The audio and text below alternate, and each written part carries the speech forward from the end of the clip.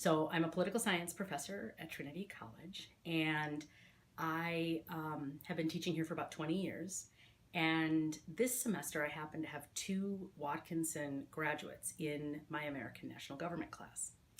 And what I found with them was that they were able to answer questions, critically analyze material, including connecting what was happening in the world, current events, to things that they had read about in the textbook, to issues I was bringing up in the classroom.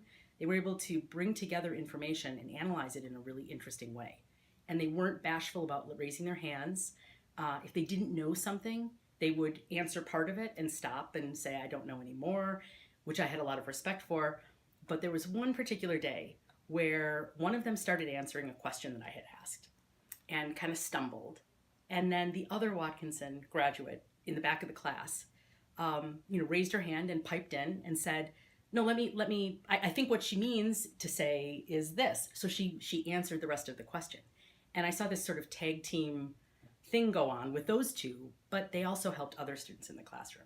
I think that's a really important skill in life, to be successful, because we all have certain gifts, but we have to be able to work with others in order to bring out the best in ourselves and the best in others. And I think most people, it takes a very long time for them to learn this as adults. And I think Watkinson is preparing young people to do this early on, so it's very natural. And I think that that leads to a lot of potential success in college, in careers, in graduate programs, and in the professional world. These students seemed really comfortable from the get-go, speaking up, expressing their views, challenging one another, grappling with difficult topics. And that's exactly what we want to see with our seniors. We want them to get to that point. These students came in with that skill already. Last year, I was faced with several opportunities to leave my job at Trinity and take a position elsewhere.